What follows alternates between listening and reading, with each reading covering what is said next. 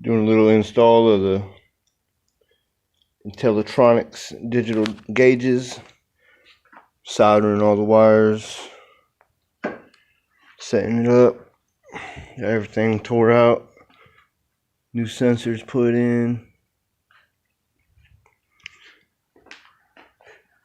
Definitely could tell someone was in the dash before me, but fixing all that. Next be new center console.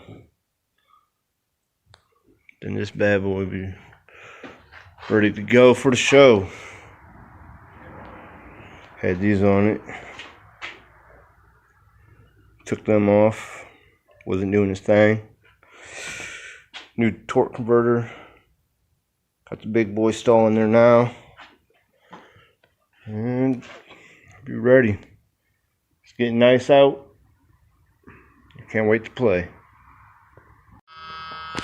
Just installed the INTELLITRONIX.